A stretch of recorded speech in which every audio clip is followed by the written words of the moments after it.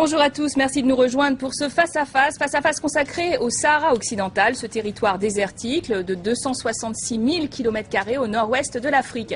Un territoire revendiqué par le Maroc et par le Front Polisario depuis 1976, après le départ des colonisateurs espagnols. Ce mouvement indépendantiste est soutenu financièrement et diplomatiquement par l'Algérie voisine. Et depuis le cessez-le-feu en 91, le Maroc contrôle et administre 80% du territoire contre 20% pour le Front Polisario. Alors, enjeu global qui dénote la rivalité hégémonique de l'Algérie et du Maroc dans cette région.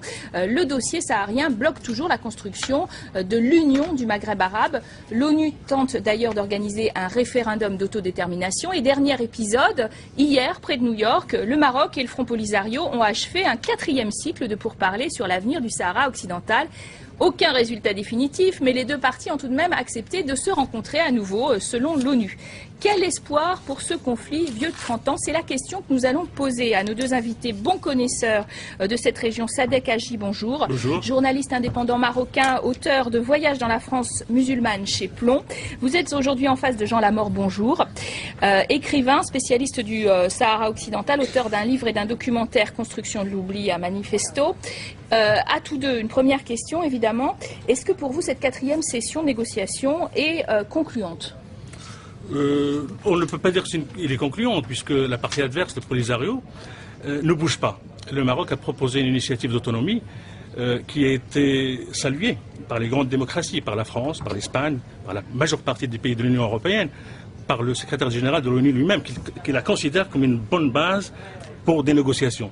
Le Front Polisario reste un petit peu fixé sur sa position de base, à savoir le référendum, que le Maroc ne peut en aucun cas accepter pour de multiples raisons que peut-être je développerai par la suite.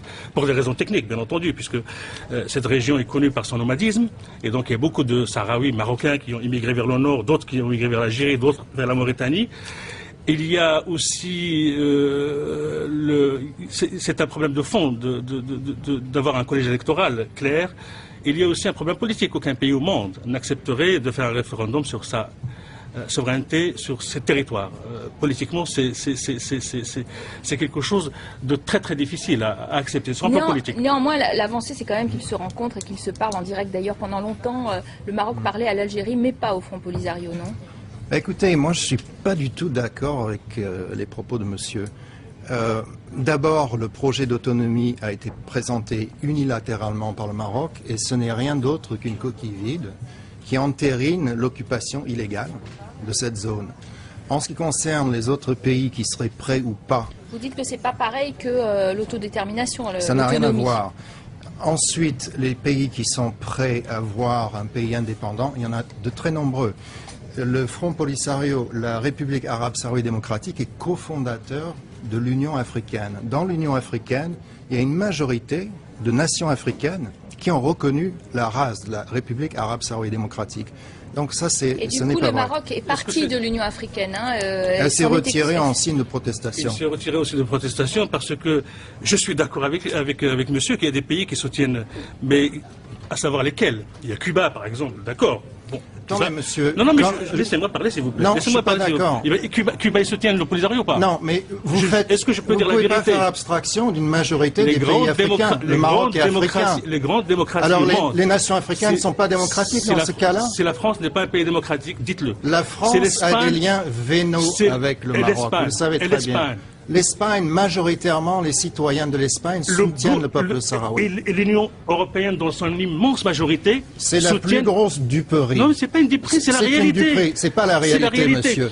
Vous avez un peuple... Le secrétaire général de l'ONU a considéré que l'initiative de l'autonomie que le Maroc a proposée est une base sérieuse et peut être considérée une plateforme sérieuse pour des négociations. Je vais vous dire, dans les négociations, justement dans cette 4e série de négociations, oui, le Maroc est venu dans un esprit de fermeture. Il est resté sur la position de proposer ce fameux projet d'autonomie. En revanche, le Front Polisario est venu pour discuter. Il a proposé de non seulement intégrer dans la proposition de référendum l'indépendance, comme monsieur l'a évoqué, mais aussi la possibilité que le peuple sahraoui vote lui-même le rattachement au Maroc, et il a aussi intégré la dernière proposition de l'autonomie, quand on laisse le référendum faire son chemin, au lieu de falsifier la procédure référendaire. Non, on ne falsifie rien du tout. Ça a été falsifié, absolument, vous le savez bien. Ça a été falsifié massivement. Caroline, en présentant le débat, a parlé de l'historique de cette affaire. Il faut reconnaître que c'est le seul résidu de la guerre froide. C'est le seul conflit résidu de la guerre froide. Rappelez-vous très bien, rappelez-vous très bien, c'est en 76 que ça date, et l'écrasante majorité des pays qui soutenaient le Polisario, en fait, ils étaient tous sous le joug de l'Union soviétique. Vous ne pouvez pas dire le contraire. Vous-même, monsieur, vous ne pouvez pas falsifier l'histoire. C'est le problème du Maroc, et vous-même, vous êtes resté dans un cadre de guerre froide. Le soutien principal du Polisario, écoutez, si vous me citez un pays, si vous me citez un pays démocratique, vous vivez dans le passé. Si vous me citez un pays démocratique qui a apporté son soutien franc au Polisario, vous êtes l'illustration de la construction de l'oubli. Vous sortez des arguments fallacieux. Cette histoire, c'est faux. Cette histoire est un résultat de la guerre froide. C'est absolument faux. Et il est instrumentalisé par l'Algérie qui a une vision et une stratégie hégémonique. C'est un argument unique. Vous ne pouvez faire admettre à personne. Vous ne pouvez faire admettre à personne qu'un pays, qu'un gouvernement, le pouvoir algérien, je parle du pouvoir, pas du peuple, que le pouvoir algérien, par conviction, une majorité de pays africains. Par conviction, quelle gentillesse, par conviction, soutien, finance, bouge à droite, à gauche, pour une question de je sais pas quoi. Tout le monde connaît la nature du régime algérien. C'est faux, vous vivez dans le passé. Quel passé? C'est préhistorique, votre vision. Expliquons pour nos téléspectateurs le passé, parce que là, je suis pas sûr qu'ils ont tout à fait compris votre débat sur la guerre froide. Est-ce que pour vous, c'est une décolonisation au couteau qui a été mal gérée, etc. Et puis, c'est un problème de conflit de guerre froide qui s'est transformé en problème régional très important, il faut le dire. Écoutez, la guerre froide, elle est finie. En revanche, ce qu'il y a eu, c'est une invasion extrêmement opportuniste de la part de la monarchie marocaine. Ça s'appelle la Marche verte. C'était la plus grosse duperie de l'histoire du monde moderne, où 350 000 Marocains, citoyens, civils, ont envahi pacifiquement cette zone qui était déjà en processus de libération. Il faut savoir que l'ONU a stipulé en 65, avec la résolution 1415 devant le Conseil de l'Assemblée générale, que ce pays, ce peuple était en droit à un processus d'autodétermination. Il était considéré comme colonisé. Sur ce fait, lors de la mort de Franco, quand l'Espagne s'est retirée, l'Espagne avait déjà dit que le peuple sahraoui allait hériter. Monsieur parle de nomades. C'est une thèse récurrente. On parle de gens sans terre. C'est absolument faux. Combien, on a du mal d'ailleurs à évaluer qui habite cette région. Quel est son intérêt? Peut-être il y a un intérêt économique aussi de cette région dont on parle pas. Bien sûr, il y a des intérêts économiques, mais majeurs. Quelle population et quels intérêts économiques? Alors, dans les territoires illégalement occupés par la monarchie marocaine, colonisés, où il se passe aujourd'hui, alors que nous parlons, des infractions aux droits de l'homme, mais inacceptables, des tortures, des arrestations arbitraires. On parle du Tibet.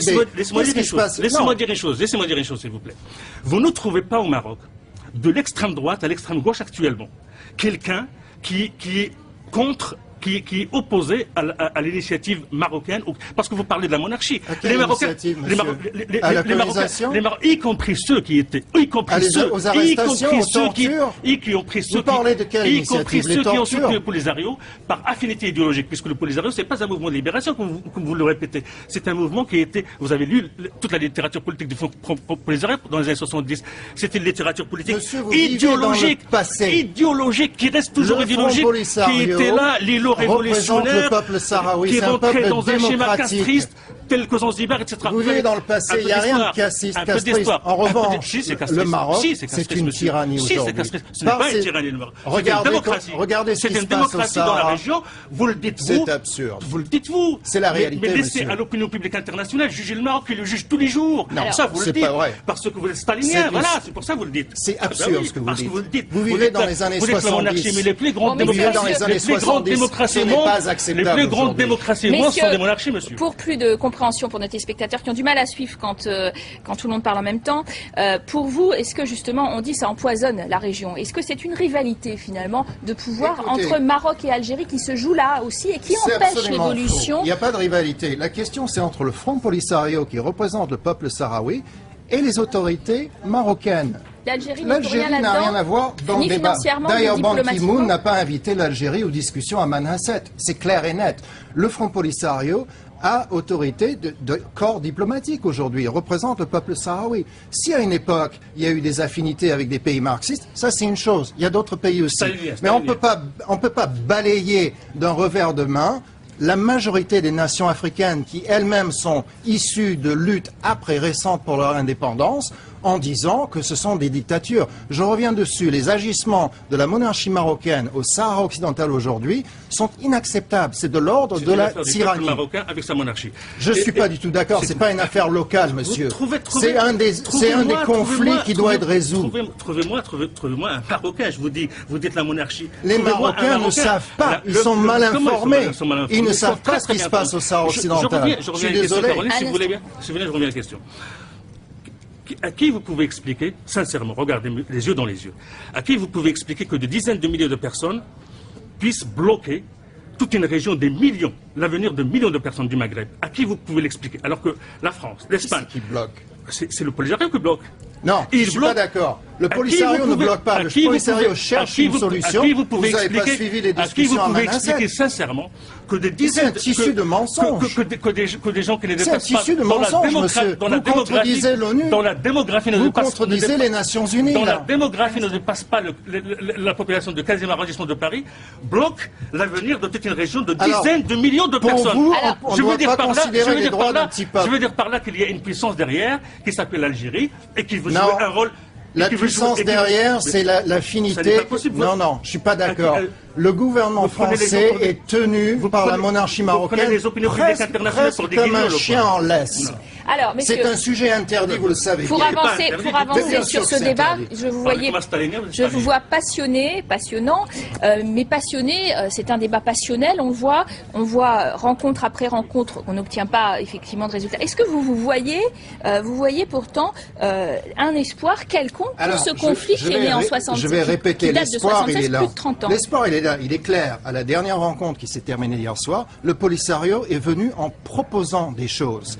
Il a proposé, je le répète, 3 options pour un référendum. Les autorités marocaines sont bloquées. C'est le processus d'autonomie ou rien d'autre. C'est-à-dire le drapeau marocain, la monnaie marocaine, l'armée marocaine qui est déjà, et la police marocaine, qui est déjà en train d'arrêter et torturer les Sahraouis. On a titré Sahara occidental l'impasse. Est-ce que vous êtes tous les deux d'accord avec le titre? Elle ne vient pas des Sahraouis. Je considère sur un... Vous savez, le monsieur il est français, moi je suis marocain, et moi je considère... Français, je suis américain. Vous êtes américain, c'est pas grave. Je veux dire par là qu'entre moi et un Sahraoui, il n'y a pas l'épaisseur d'une feuille à cigarette comme différence culturelle. Alors pourquoi vous les traitez comme ça? C'est une honte. Je les traite aussi, mais vous êtes... Vous savez ce qui se passe dans la prison noire de l'Aïoun? Je peux vous dire... C'est abominable. Je peux vous dire, vous me mettez des coups en fait, parce que je suis marocain, je suis Sahraoui, moi. Je vais vous dire quelque chose. Laissez-le finir, monsieur Laborde, laissez-le finir. Vous n'êtes pas Sahraoui. Mais laissez-moi... Si, tous les Marocains sont Sahraouis. Tous les Marocains sont Sahraouis. C'est faux. La monarchie marocaine, c'est comme un rapace qui aurait avalé une pièce convoitée. C'est tout. Mais vous parlez comme un stalinien, c'est un stalinien, il n'y a pas de mystère. Ça me dérange pas parce que vos arguments sont iniques. Parce que vos affinités avec les dirigeants de Polisario sont idéologiques, et le Front Polisario reste le dernier résidu de stalinisme sur la planète. Messieurs, je crois que vous venez nous démontrer que c'était quasi inextricable. En tout cas, chacun campe sur ses positions. On va tout de même regarder ce qui se passe à la 5e rencontre. L'ONU ne désespère pas de trouver un accord sur ce délicat sujet du Sahara occidental et sur le sujet effectivement de réconciliation entre le Maroc et l'Algérie. Il n'aura pas lieu sur ce plateau malheureusement. Merci à vous d'avoir participé. Merci à vous d'avoir participé à ce débat. On est obligé d'en finir de cette façon. Merci à vous de l'avoir suivi. Vous comprendrez qu'il se poursuit entre nos invités, tous deux passionnés. Merci messieurs, à très bientôt pour un nouveau face à face.